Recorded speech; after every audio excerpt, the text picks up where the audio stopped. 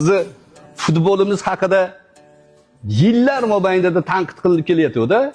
O'zbek futboli, o'zbek babayani unday deb bunday deb kelishyapti. Bitta qahramon chiqdi, o'zbek futbolini dunyoda nomini eslatadigan qilib qo'ydi. Demak, tarbiya qilinish kerak bo'lgan jihat qaysi ekan? Sira, biz tarbiya qilishimiz kerak bo'lgan o'sha qobiliyat, kasb-hunar. Bitta siz chiqib turib butun millatni oyoqqa ko'tarib yuborishingiz mumkin. Avval aytib kelganmidim shuni. Mana yana shuni isbot.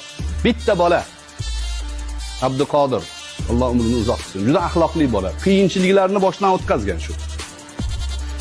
To hozirgi kunga kelguncha dastlabki komandalarda o'ynaganda podvallarda uxlab yurgan ekan. Joyi yo'q, uyi yo'q. Oyiga $100 oylik olar ekan.